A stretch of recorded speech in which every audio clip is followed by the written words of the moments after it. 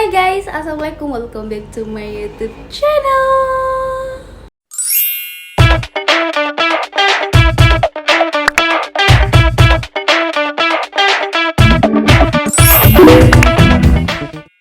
Nah, di video kali ini aku sedikit berbeda ya, karena aku pengen menceritakan awal mula aku kenapa bisa melihat hantu atau makhluk gaib. Jadi sebelum masuk ke videonya, kalian jangan lupa untuk like, terus subscribe di bawah sini dan aktifin loncengnya.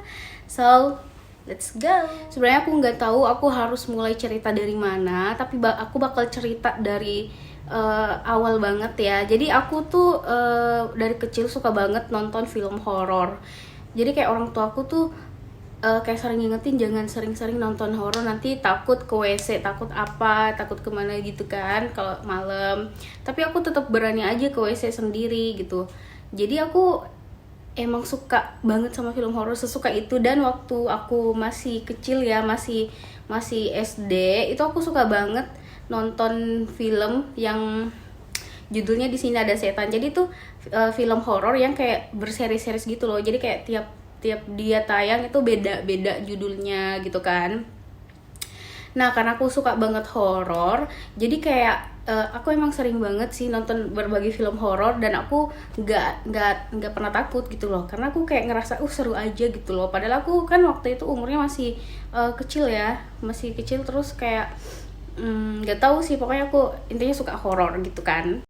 Nah, jadi awal mula dari kejadian kenapa aku bisa melihat makhluk gaib ini, awal cerita.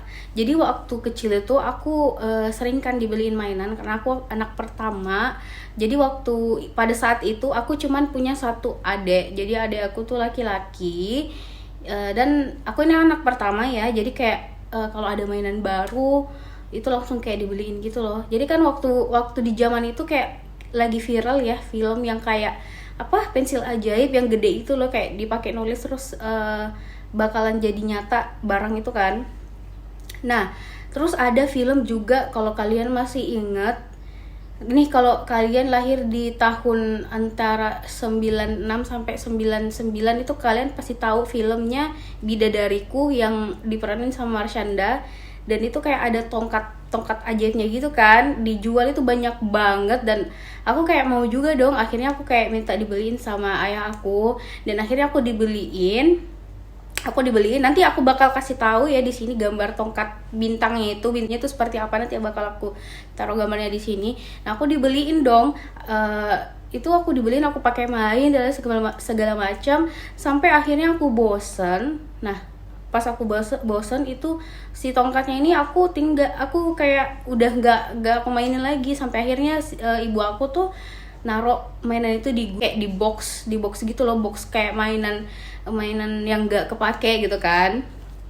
Nah, setelah sekian lama si tongkat itu ditaruh di dalam box, dan di dalam box itu ada banyak banget mainan aku yang kayak aku udah nggak pakai, nggak mainin gitu kan. Karena sekian lama, udah lama banget, tiba masa ibu aku tuh lagi kayak bersihin kan. Jadi kayak dos-dos yang isinya mainan itu bakal dirapihin, terus kayak dipisah mana yang harus dibuang dan segala macam. Keluarlah si tongkat itu. Jadi nggak tahu kenapa si tongkat itu tuh kayak gimana ya, padahal tuh udah baterainya soa, kayak udah gimana sih, kayak udah gak bagus gitu kan. Tapi nggak tahu kenapa bisa tercecer keluar dan nggak sampai dibuang. Jadi kayak tercecer aja gitu loh di lantai.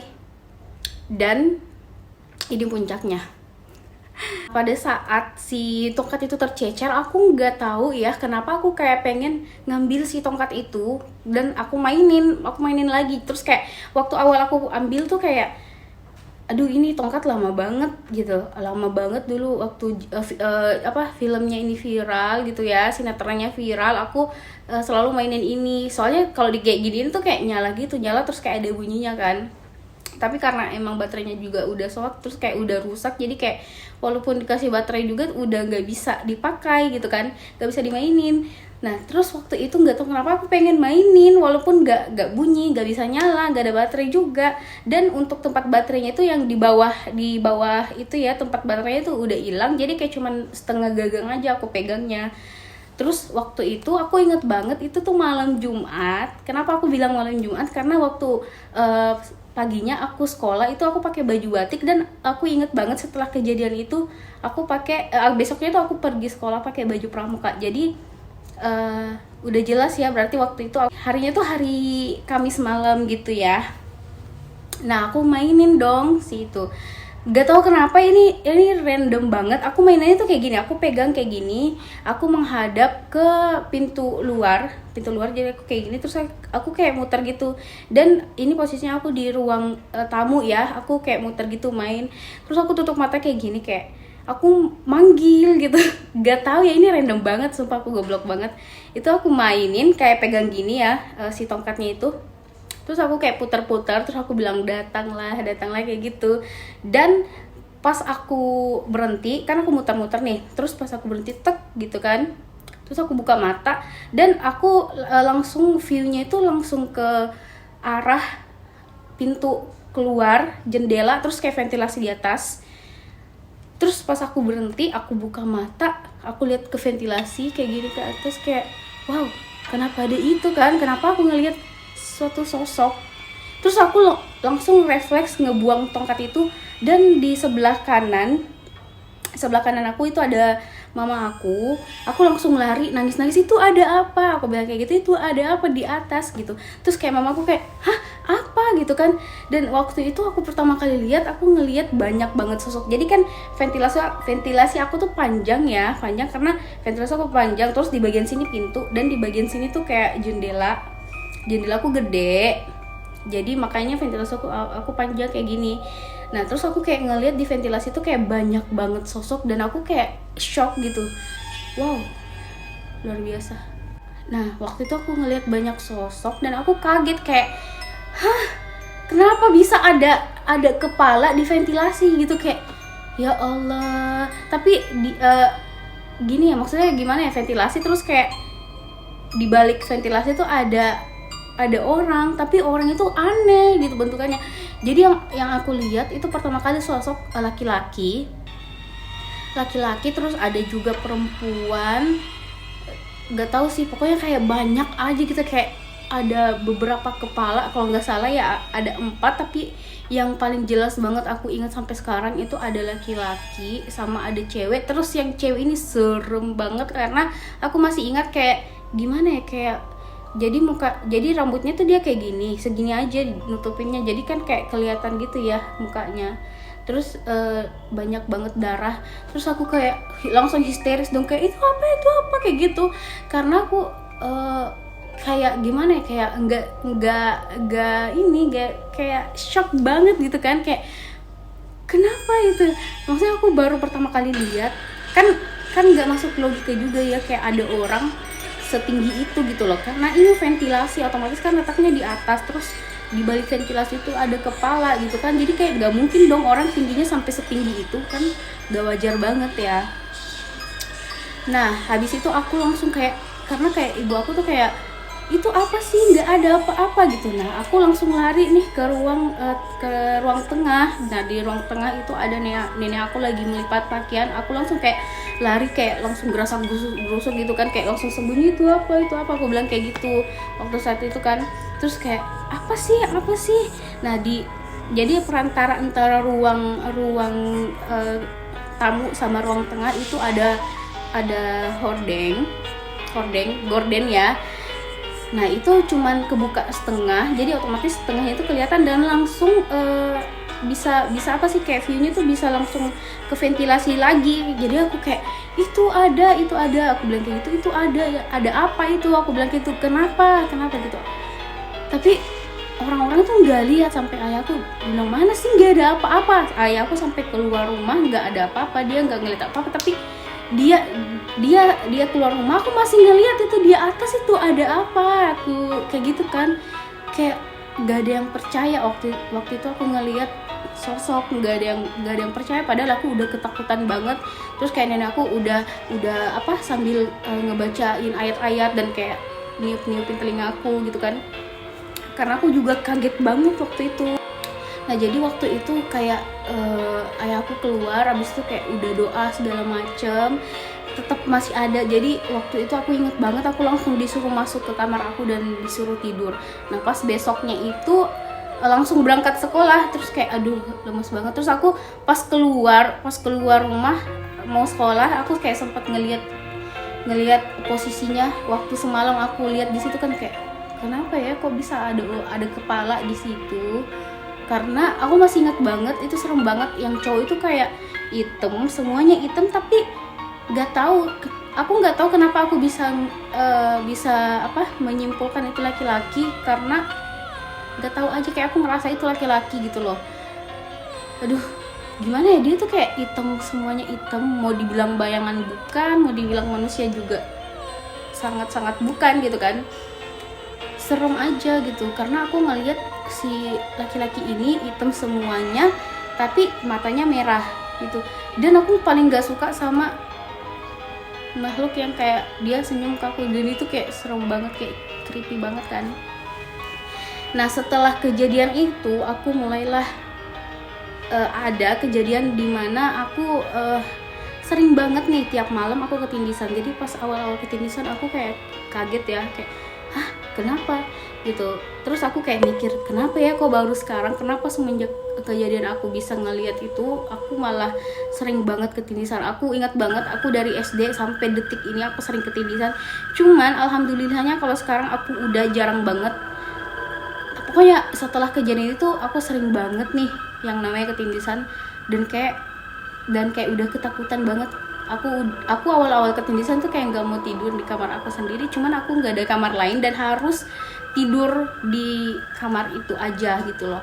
Dan letak kamar aku agak menakutkan juga, karena kamar aku tuh di paling belakang, deket dapur pula, deket kamar mandi pula. Jadi kayak ya susah untuk dijelaskan, agak takut. Karena aku pertama kali ingat banget waktu SD itu, pertama kali aku ketindisan, aku nggak bisa gerak sama sekali. Dan pas udah kayak bisa apa sih istilahnya, kayak udah membaik ya, kayak udah bisa bergerak, aku langsung kayak sesak nafas, karena aku ngerasa selama aku ketindisan aku nggak bisa nafas. Jadi pas kayak aku sadar aku kayak gitu, kayak ngos-ngosan gitu.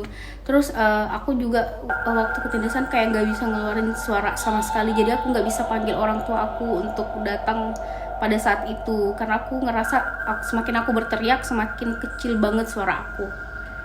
Nah karena aku sudah mengalami situasi yang agak membuat aku kaget seperti itu, dari situ setelah kejadian malam itu aku kayak lebih pokoknya aku lebih sensitif aja mata aku ngerasa seperti itu ya.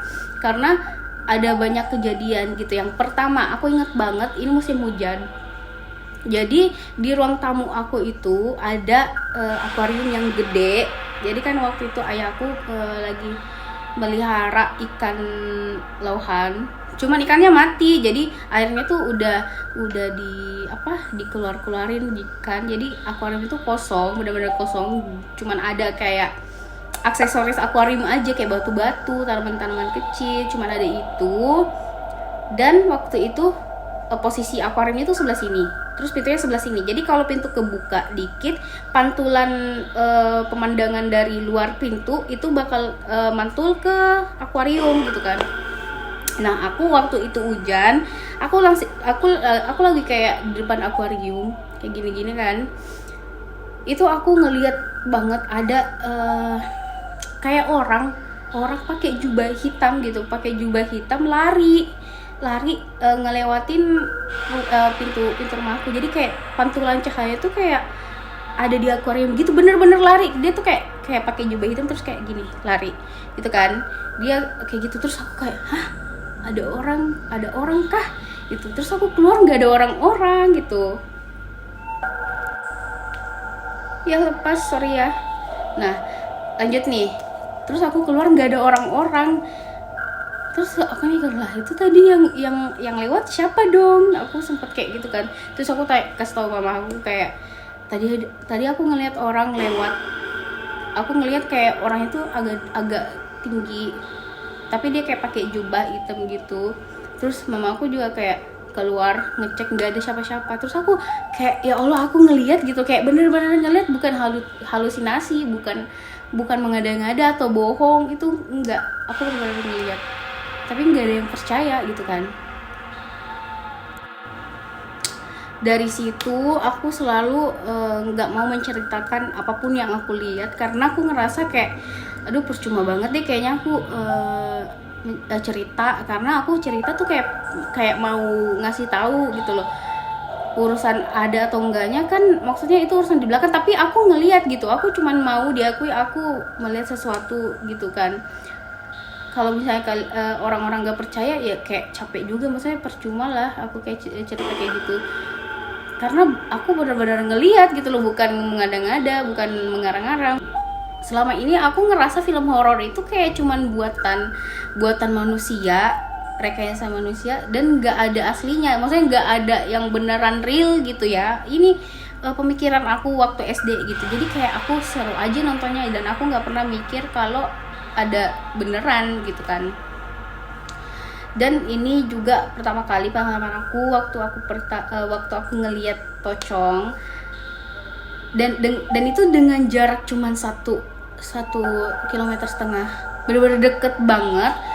Jadi kayak gini, waktu aku SD, ini udah sekitar kelas 5an ya. Waktu aku kelas 5, pokoknya antara kelas 4 kelas 5 gitu. Jadi kamar mandi aku di dalam rumah itu belum dipasangin keran, karena kayak lagi direnovasi gitu kamar mandinya. Jadi jalan satu-satunya itu kita pasang selang dong dari keran di luar rumah yang di pekarangan itu kita pasang selang, terus kita masukin ke dalam kamar mandi gitu kan, ke baknya.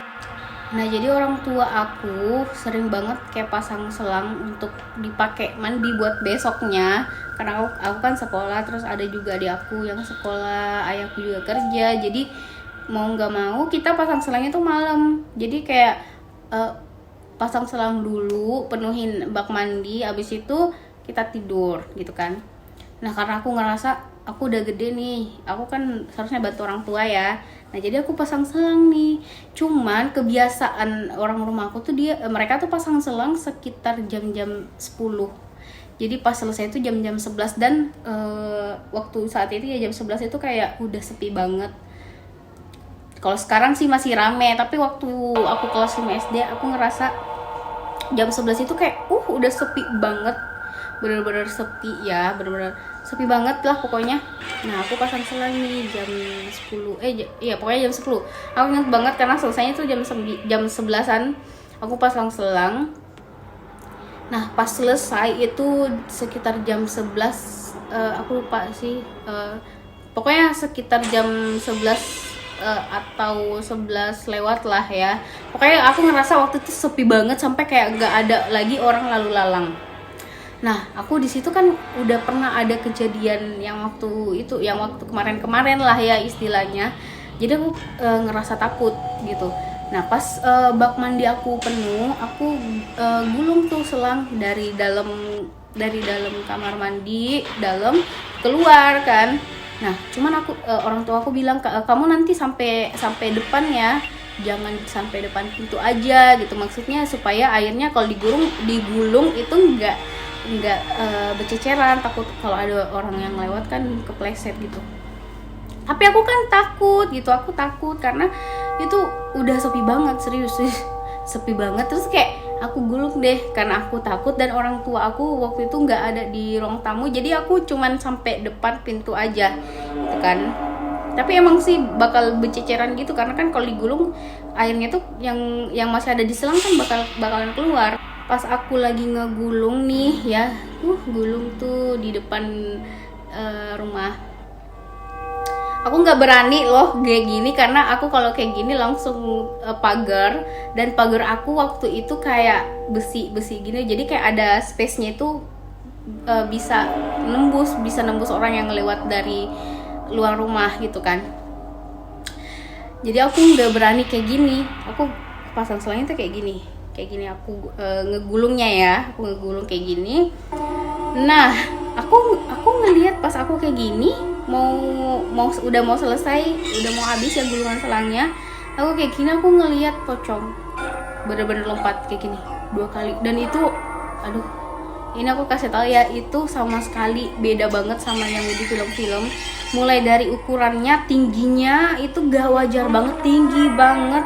Dan gedenya tuh kayak bukan seukuran badan manusia gitu, bukan seukuran badan orang dewasa. Aku inget banget kan, kalau di film-film ya manusia yang dibungkus kain putih kan, tapi waktu itu aku ngelihat bener-bener kecil, bukan kecil sih, kayak kurus banget gitu, kayak kayak gitu. Terus kayak lompatnya tuh gak wajar. Kalau kita kan manusia lompatnya ya udah paling kayak 1 jengkal aja kan, dia tuh gak wajar banget. Dia tuh kayak 1 kali loncat itu sampai 1 meter.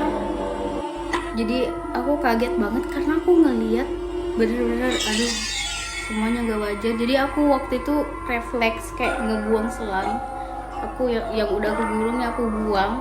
Terus aku kayak diem, bener-bener diem. Aku lama banget baru bisa balik, padahal aku cuman pengen lari nih ceritanya, tapi kayak aku udah kayak kehilangan tenaga banget, serius. Aku kayak langsung gitu, aku mau kabur, aku mau lari, udah nggak ada tenaga karena aku saking shocknya. Kayak bener-bener deket banget ya, kayak cuman jarak 1,5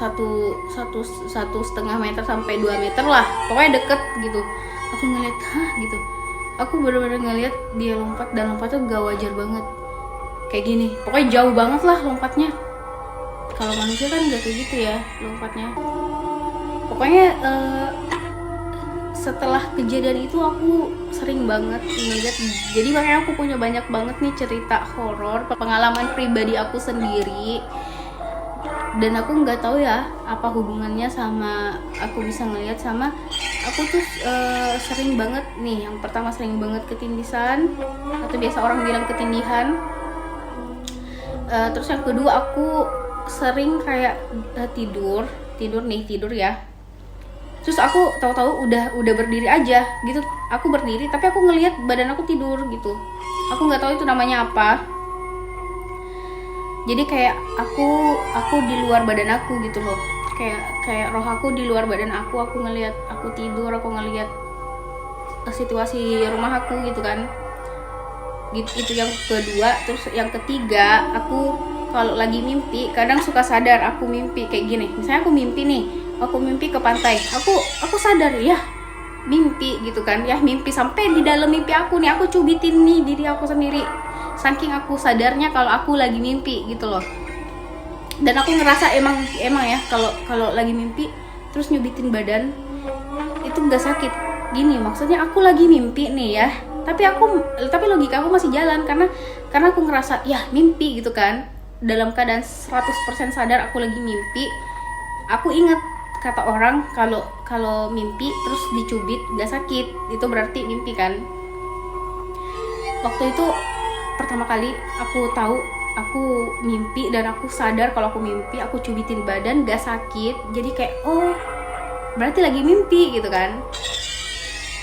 Yang keempat, aku bisa ngatur mimpi aku. Jadi kalau misalnya dia berkaitan ya sama poin ketiga yang aku bilang, kalau misalnya aku mimpi dan aku sadar kalau aku lagi mimpi, aku bisa ngatur mimpi aku, benar-benar bisa. Aku nggak ngerti ngejelasinnya kayak gimana, tapi gini, misalnya aku mimpi nih lagi dikejar sama sesuatu yang menurut aku menakutkan ya.